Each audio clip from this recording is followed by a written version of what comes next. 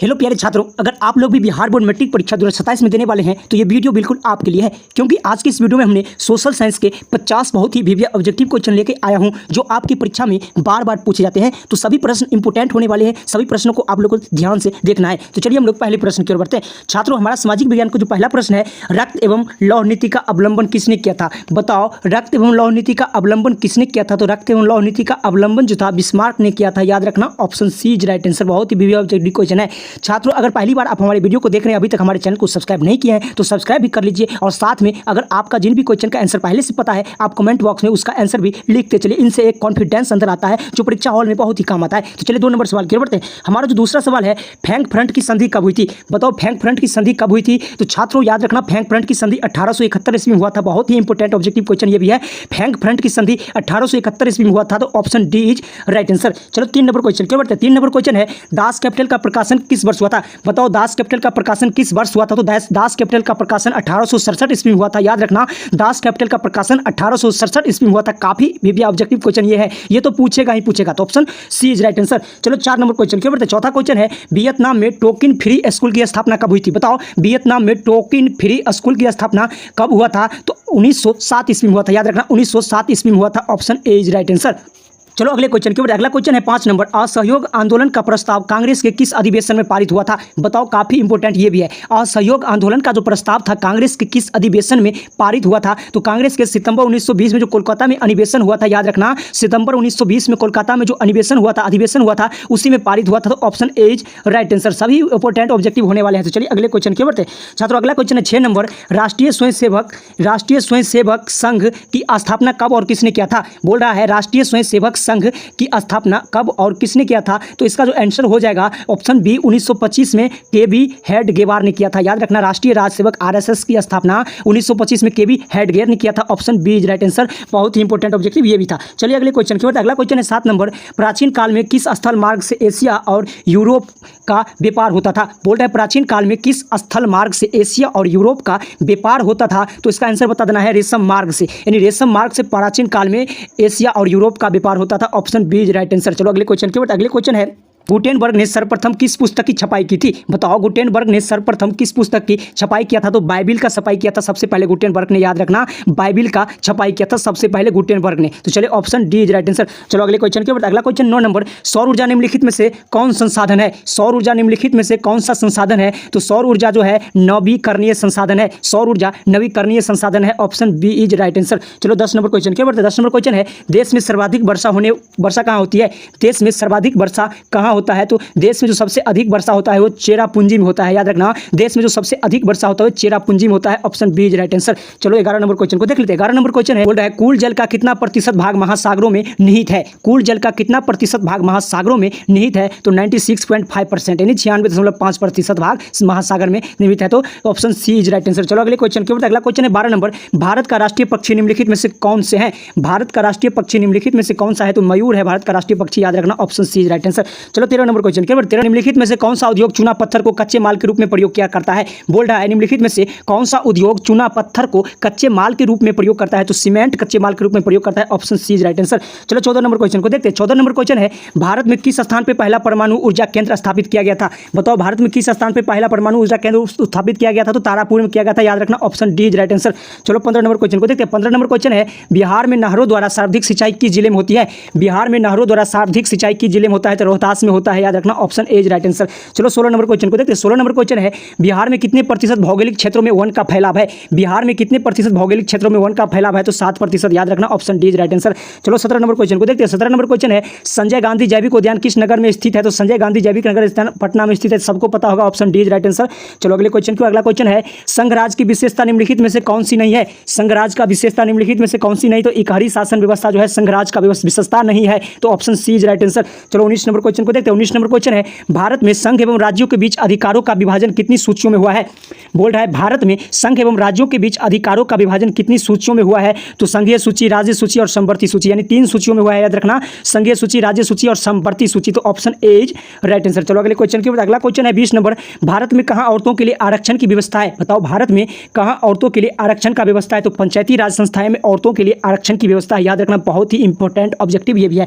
चलो अगले क्वेश्चन के बाद। अगला क्वेश्चन है 21 नंबर, सोवियत संघ का विघटन किस वर्ष हुआ था? बोल रहा है सोवियत संघ का विघटन किस वर्ष हुआ था? तो सोवियत संघ का जो विघटन हुआ था 1891 ईस्वी में हुआ था, याद रखना। सोवियत संघ का विघटन 1891 ईस्वी में हुआ था। Option C is right answer. चलो 22 नंबर क्वेश्चन को देख लेते हैं। 22 नंबर क्वेश्चन है नर्मदा बचाओ आंदोलन किन से संबंधित है? बोल रहा है नर्मदा बचाओ आंदोलन किन से संबंधित है? पर्यावरण से संबंधित है, याद रखना। Option A is right answer. चलो 23 नंबर क्वेश्चन को देखते हैं। 23 नंबर क्वेश्चन है गठबंधन सरकार की पकड़ प्रशासन पे कैसी होती है? गठबंधन सरकार की पकड़ प्रशासन पे कैसी होती है? तो गठबंधन सरकार की जो पकड़ होता है प्रशासन पे वो थोड़ा ढीली हो जाती है, याद रखना। Option B is right answer. चलो अगले क्वेश्चन की ओर अगले बढ़ते हैं। क्वेश्चन नंबर 24 है भारत के किस राज्य में सर्वप्रथम पंचायती राज की शुरुआत हुई थी? बताओ भारत के किस राज्य में सर्वप्रथम पंचायती राज की शुरुआत हुई थी? तो राजस्थान में सर्वप्रथम पंचायती राज की शुरुआत हुई थी। Option A is right answer. चलो 25 नंबर क्वेश्चन को देखते हैं। 25 नंबर क्वेश्चन है भारत में योजना आयोग का गठन कब किया गया था? बताओ छात्रों भारत में योजना आयोग का गठन कब किया गया था? ये बहुत ही एमबीबी ऑब्जेक्टिव, इसको मैं गैस कर रहा हूं कि 2027 की परीक्षा में आएगा ही आएगा, तो आप लोग याद कर लेना। भारत में योजना आयोग का जो गठन है वो किया गया था 15 मार्च 1950 ईस्वी में। 15 मार्च 1950 ईस्वी में, इसको रट लेना, ये क्वेश्चन आएगा ही, मेरा गैस किया हुआ क्वेश्चन है। चलो 26 नंबर क्वेश्चन क्या बढ़ते? 26 नंबर क्वेश्चन है भारत की आर्थिक व्यवस्था किस वर्ष की है? बोल रहा है भारत की आर्थिक व्यवस्था किस प्रकार की है? 26 नंबर क्वेश्चन है भारत की आर्थिक व्यवस्था किस प्रकार की है? तो भारत की आर्थिक व्यवस्था मिश्रित होता है, याद रखना। भारत की आर्थिक व्यवस्था मिश्रित होता है। Option C is right answer. ये भी इंपॉर्टेंट ऑब्जेक्टिव है। चलो 27 नंबर क्वेश्चन को देखते हैं। 27 नंबर क्वेश्चन है किस क्षेत्र को तृतीयक क्षेत्र भी कहा जाता है? बताओ इसमें किस क्षेत्र को तृतीयक क्षेत्र भी कहा जाता है? तो इसका जो राइट आंसर हो जाएगा सेवा क्षेत्र को तृतीयक क्षेत्र भी कहा जाता है। सेवा क्षेत्र को तृतीयक क्षेत्र भी कहा जाता है। Option A is right answer. चलो 28 नंबर क्वेश्चन को देखते हैं। 28 नंबर क्वेश्चन है भारत में किस राज्य की प्रति व्यक्ति आय सबसे कम है? भारत में किस राज्य की प्रति व्यक्ति आय सबसे कम है? तो बिहार की है, तो सबको पता होगा बिहार पिछड़ा वर्ग में आता है, तो option A is right answer. चलो अगले क्वेश्चन के ऊपर। अगले क्वेश्चन है भारत का सबसे पहला व्यावसायिक बैंक राष्ट्रीयकरण कब हुआ था?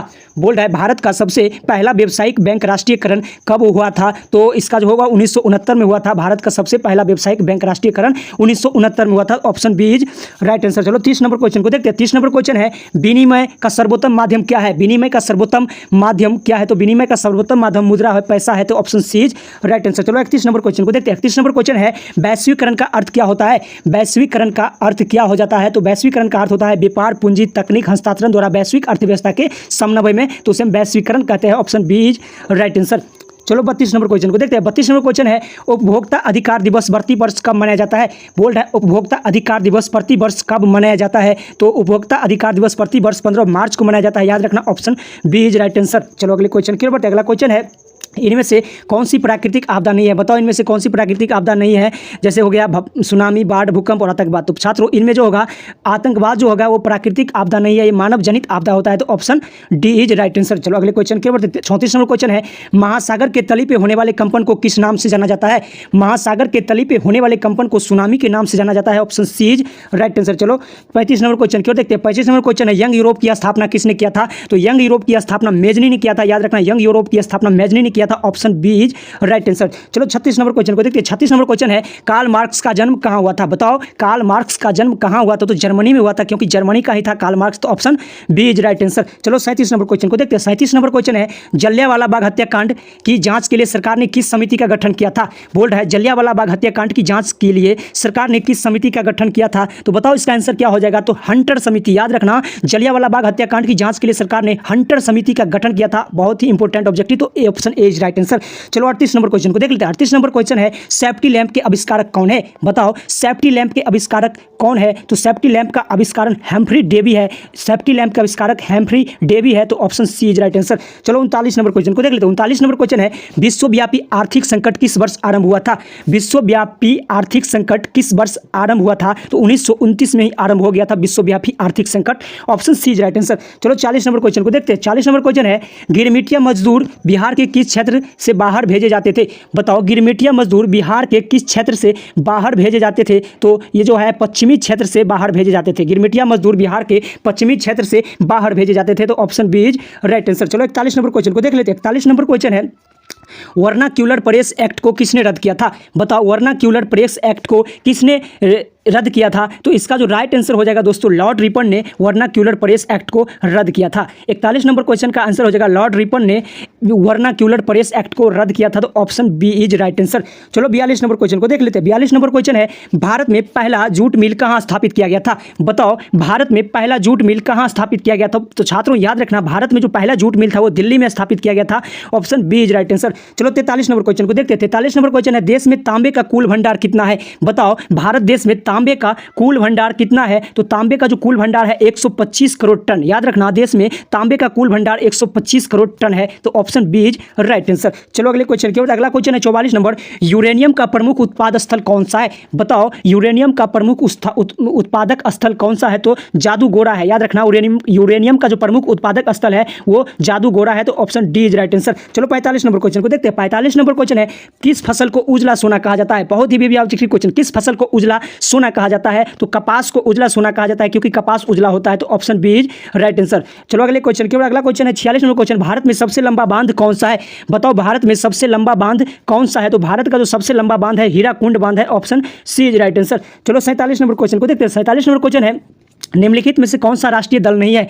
बताओ, निम्नलिखित में से कौन सा राष्ट्रीय दल नहीं है? तो भारतीय राष्ट्रीय कांग्रेस, भारतीय जनता पार्टी, लोक जनशक्ति पार्टी और बहुजन समाज पार्टी में कौन राष्ट्रीय दल नहीं है? तो एक ही जो है इसमें राष्ट्रीय दल नहीं है, वो है लोक जनशक्ति पार्टी। चिराग पासवान का जो एलजेपी का जो पार्टी है लोक जनशक्ति पार्टी, इसको राष्ट्रीय दल का दर्जा अभी तक नहीं दिया गया है। तो फिलहाल option C is right answer इसका हो जाएगा। तो 48 नंबर क्वेश्चन की ओर बढ़ते हैं।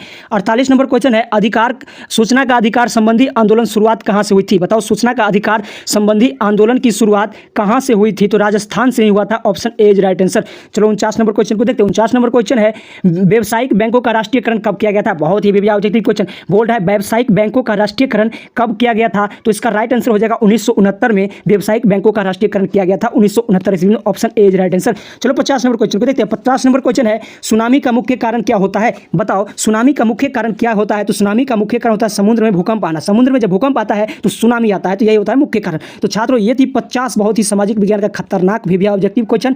ऐसे ही वीडियो देखने के लिए हमारे चैनल को सब्सक्राइब करिए। अगर आप 2027 में परीक्षा देने वाले हैं, अगर हमारे चैनल से आप पढ़ते हैं तो सभी विषय में कम से कम 45 प्लस ऑब्जेक्टिव आपका सही होगा परीक्षा में। ये लिख कर मैं आपको दे देता हूं। धन्यवाद। फिर मिलते हैं किसी अगले धमाकेदार वीडियो में। तब तक सब्सक्राइब, लाइक और कमेंट ठोक दीजिए।